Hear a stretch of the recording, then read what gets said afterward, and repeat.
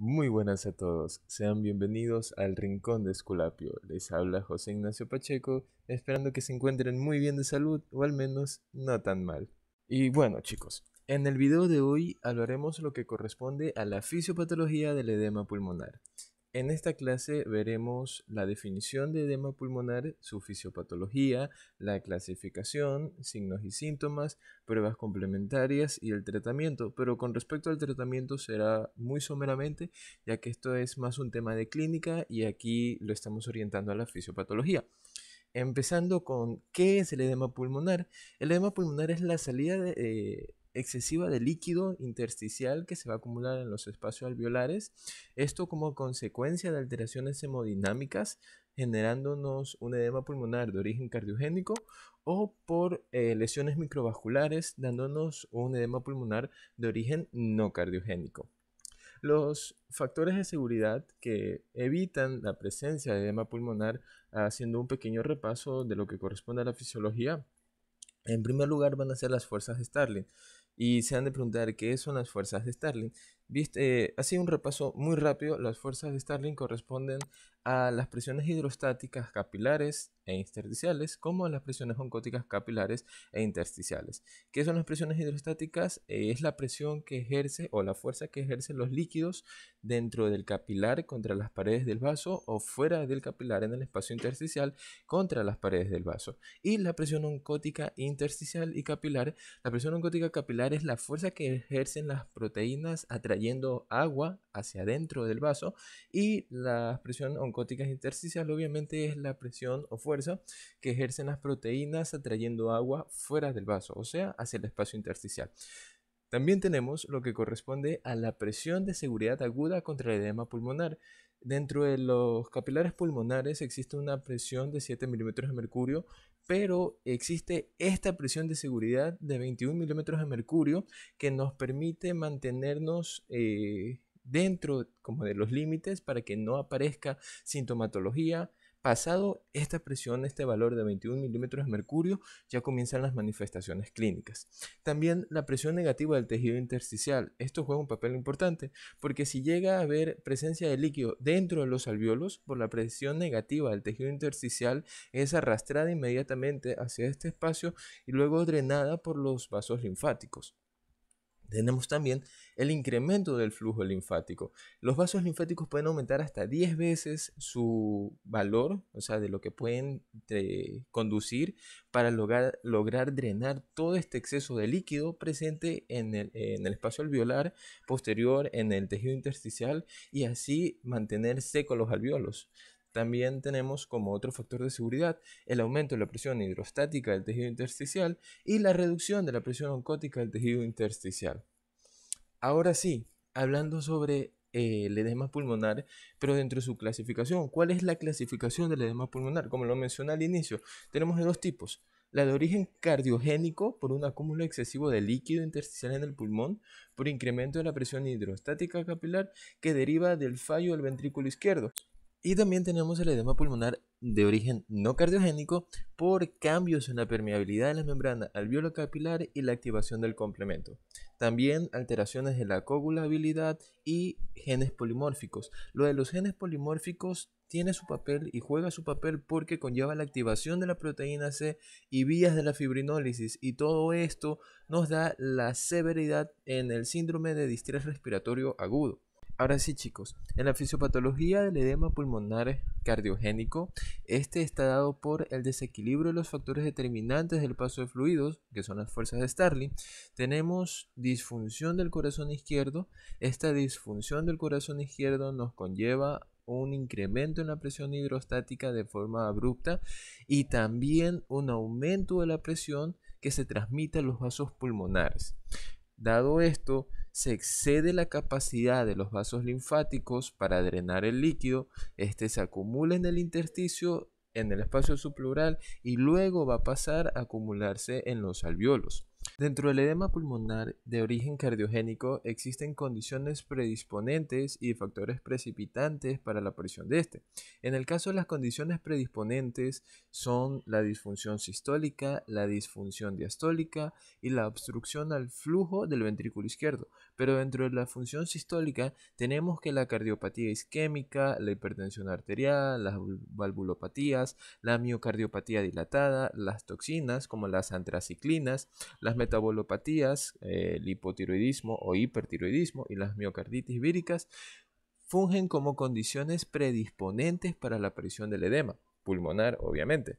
Y de los factores precipitantes tenemos a la cardiopatía isquémica, la insuficiencia aórtica aguda, la insuficiencia mitral aguda, la hipertensión renovascular, el deterioro agudo del flujo de la aurícula izquierda ocasionado por trombos, por mixomas, por válvula prostéstica, también sobrecarga del volumen y otros factores precipitantes como son la sepsis, la fiebre, enfermedades tiroideas, como ya lo mencioné, el hiper o hipotiroidismo, las enfermedades respiratorias agudas y las arritmias.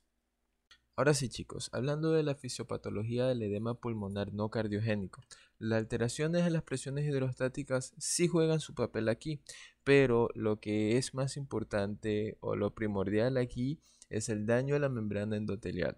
Al dañarse la membrana endotelial, ya no tenemos una filtración de las proteínas, o sea, ya no se puede evitar que las proteínas pasen al intersticio, lo cual nos conlleva un paso de contenido rico de proteínas al intersticio y luego al alveolo. También, como otra causa, es el déficit de los canales iónicos y de las acuaporinas. En esta imagen se trata de explicar cómo los macrófagos alveolares tienen una participación en la destrucción tanto de la membrana endotelial al activar la cascada de la inflamación, daño en la membrana alveolar. Cuando se daña la membrana capilar, existe una extravasación de líquido hacia el espacio intersticial, lo que nos conlleva a un edema, activación de los fibroblastos. Este mismo edema y esta misma activación de la cascada inflamatoria nos conlleva también a una destrucción de la membrana alveolar, una destrucción de los neumocitos tipo 1 y una destrucción de los neumocitos tipo 2. O bien, si los neumocitos tipo 2 no se destruyen, llegan a cambiarse hacia neumocitos tipo 1, lo que es conocido como una metaplasia, siendo la metaplasia un cambio en la forma y en la función de las células, como breve recordatorio. También hay que recordar esto como un breve repaso o como un breve recordatorio de la función de los neumocitos tipo 2 dentro de los alvéolos, que es la de producir el líquido surfactante, necesario e importante para reducir la tensión superficial, ya que si no se reduce la tensión superficial, los alvéolos van a tender a colapsarse y mantener este estado de colapso, lo que se evita con el líquido surfactante. También tenemos una remodelación de los alvéolos producto de toda esta inflamación, donde las fibrinas van a acumularse, va a haber mayor presencia de fibrinas. Dentro del edema pulmonar no cardiogénico tenemos distintas causas, como el síndrome de distrés respiratorio, que es una de las más frecuentes por las cuales se llega a presentar esta patología. También el edema pulmonar neurogénico, que está secundario a una hemorragia craneal, en hemorragias subaracnoideas, en convulsiones, donde las convulsiones representan el 75% de las causas de la presencia de un edema pulmonar neurogénico, o por traumas cráneoencefálicos. También por altitud, por ascensos bruscos a altitudes superiores a 3.600 y 3.900 metros sobre el nivel del mar. Es un problema que se presenta en niños y adolescentes cuando se encuentran en la costa y hacen un viaje hacia la sierra, donde existe de verdad una diferencia de altitudes demasiado marcadas y llegan a desarrollar este tipo de problema.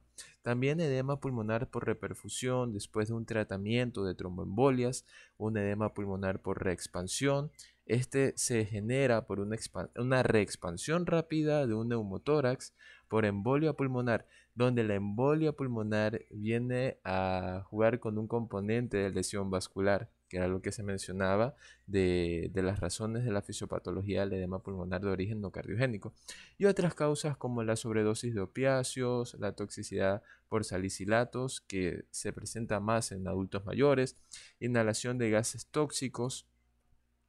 Y ahora hablando sobre las presentaciones clínicas, tanto de este problema, ya sea de origen cardiogénico o no cardiogénico, ambos van a tener la presencia de disnea, de taquipnia, de hipoxia. La cianosis sí se diferencia.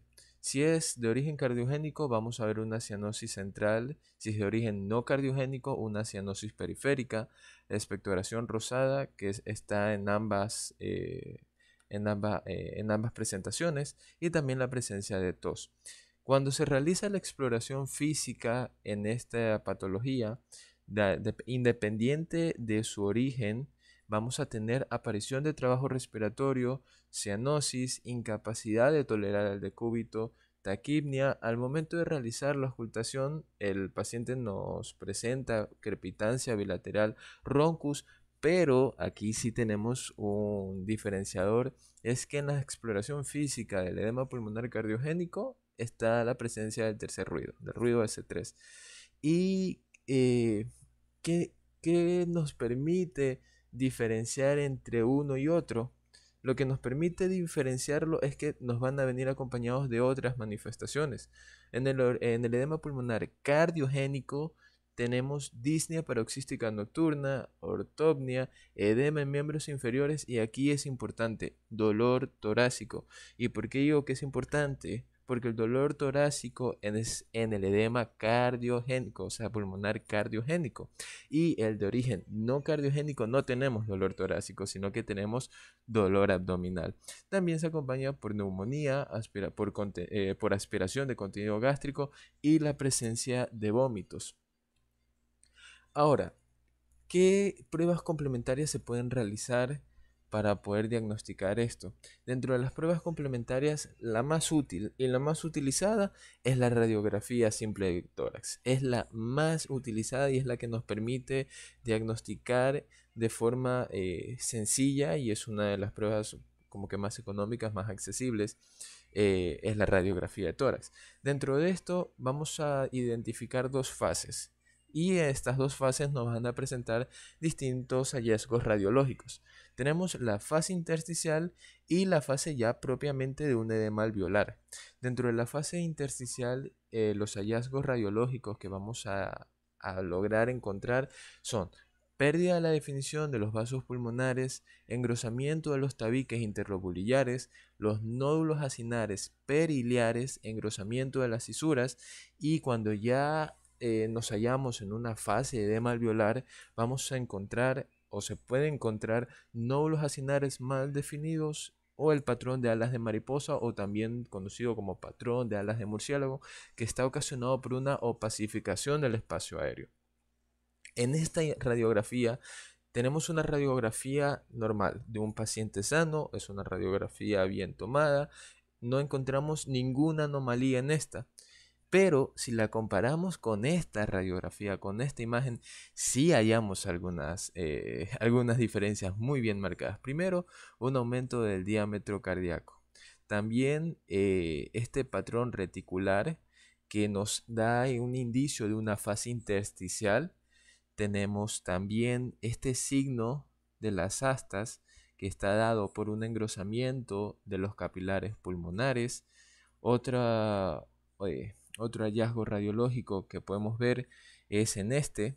Aquí tenemos ya una radiografía en fase de edema alveolar propiamente. Encontramos el patrón de las alas de murciélago, una opacificación del espacio aéreo por presencia de líquido en los alvéolos, y tenemos un broncograma aéreo positivo. Lo mismo acá. Tenemos un patrón reticular, también se logra ver una opacificación del espacio aéreo. Se hablaría que está entre una fase intersticial y ya pasando hacia una fase de edema alveolar. Pero, ¿qué nos permite diferenciar entre un edema de origen cardiogénico y un edema de origen no cardiogénico. Lo que nos permite diferenciar esto es que en el edema cardiogénico, o sea, de origen cardiogénico, el tamaño del corazón está aumentado. La distribución vascular está aumentada o invertida. La distribución del edema es central, simétrica. En el edema pulmonar no cardiogénico es parchada periférica. Existe un compromiso pleural en el edema cardiogénico, la presencia de líneas septales y el broncograma aéreo solo es positivo en el edema pulmonar no cardiogénico. Otras pruebas complementarias en las que nos podemos apoyar es en el electrocardiograma para identificar la etiología y los factores desencadenantes, la gasometría arterial, un ecocardiograma donde se evalúa la función del miocardio como la función valvular, el cateterismo cardíaco derecho. Esta prueba complementaria es el gold estándar para diagnosticar el edema pulmonar. Pero ¿no habías dicho que era la radiografía estándar de Tora? Sí, pero es que el cateterismo cardíaco derecho es poco usado. Y al ser poco usado, no es como que lo vamos a tener como a primera mano y es el que se va a decir, no, ¿sabes qué? Este se va a realizar para poderlo diagnosticar. No, pero si se lo utiliza y determinamos que la presión capilar pulmonar es mayor a 18 milímetros de mercurio, tenemos un diagnóstico de edema pulmonar. Y otras pruebas, como son las de pruebas de laboratorio, donde se analiza la creatinquinasa, la troponina y el péptido natriurético atrial. Y por último, dentro del tratamiento, como lo mencioné, este va a ser visto muy someramente. Tenemos objetivos para el tratamiento del edema pulmonar, como primero el soporte cardiopulmonar.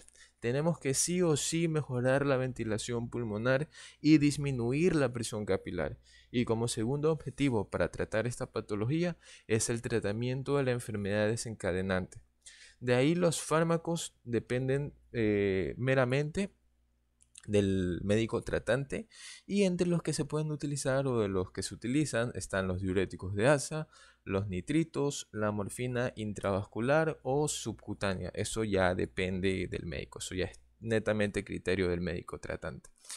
Y aquí tenemos la bibliografía. Si les gustó el video, chicos, no se olviden de darle like, compartir. Si tienen alguna duda o algún comentario, ahí lo dejan en la caja de comentarios. Y nos vemos en la siguiente clase. Chao, chao.